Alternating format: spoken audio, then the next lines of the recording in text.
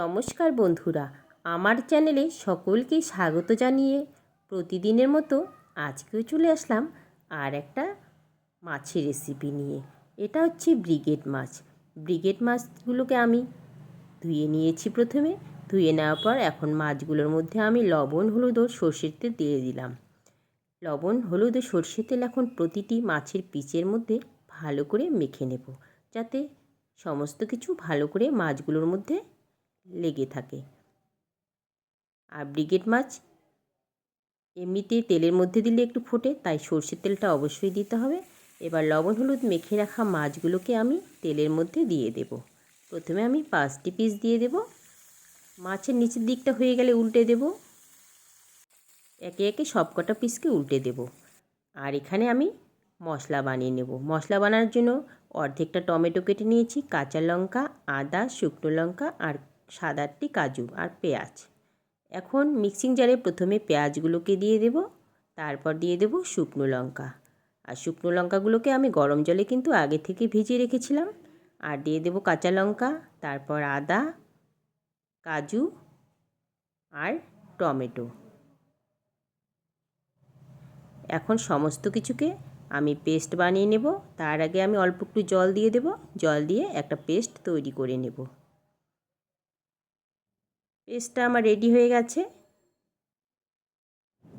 এখন এদিকে সমস্ত মাছগুলো কিন্তু আমার ভাজা হয়ে গেছে। মাছগুলোকে এখন আমি নামিয়ে নেব। এবার মাছ ভাজা ওই তেলগুলোর মধ্যে কিছুটা সর্ষের তেল দিয়ে তারপর একটি শুকনো লঙ্কা দিয়ে দেব। শুকনো লঙ্কাটা যখন লাল হয়ে যাবে তারপর দিয়ে দেব গোটা জিরে।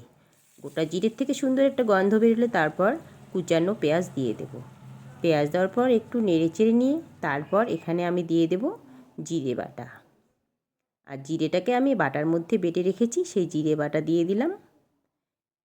কিভাবে রান্না করলে ব্রিগেড মাছ এত স্বাদ হবে যে কল্পনা করতে পারবেন না, এতটাই টেস্টি। আর যে মশলাটা আমি মিক্সিং জারে বানিয়ে নিয়েছিলাম সেই মশলা এখন দিয়ে দেব। সমস্ত মশলা দিয়ে দিলাম। দিয়ে দেওয়ার পর একটু নেড়েচেড়ে নেব। একটু নেড়েচেড়ে নিয়ে তারপর এখানে আমি দিয়ে দেব পরিমাণ মতো লবণ।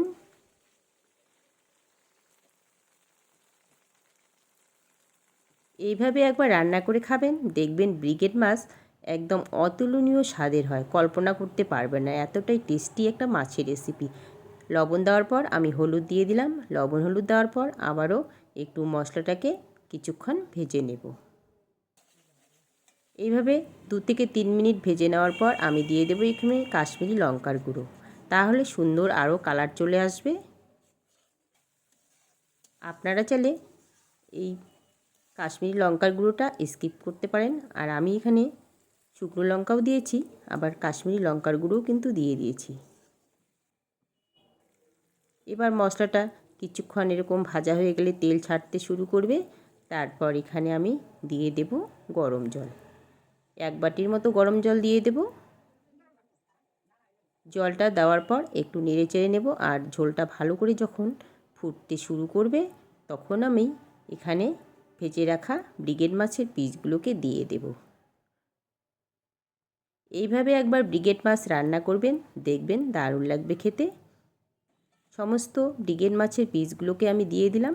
দিয়ে দেওয়ার পর এবার ঝোলটাকে আমি 3 থেকে 4 মিনিটের মতো ফুটিয়ে নেব। আর একটু হালকা করে নেড়ে নেব, যাতে মাছের পিসগুলো কোনোভাবেই ভেঙে না যায়। এবার 2 থেকে 3 মিনিট ফুটিয়ে নেওয়ার পর এখানে আমি গরম মশলা বাটা দিয়ে দেব 2 চামচ। গরম মশলা বাটা দেওয়ার পর প্রায় 1.5 থেকে 2 মিনিটের মতো আবারও ফুটিয়ে নিয়ে তারপর আমি গ্যাসের ফ্লেমটাকে বন্ধ করে দেব। বন্ধ করে দিয়ে নামিয়ে নেব। নামিয়ে নিয়ে গরম গরম পরিবেশন করব। রান্নাটি কেমন লাগলো? ভালো লাগলে অবশ্যই একটা লাইক আর চ্যানেলটিকে সাবস্ক্রাইব করার জন্য অনুরোধ রইল। Thank you. সবাই ভালো থাকবেন, সুস্থ থাকবেন।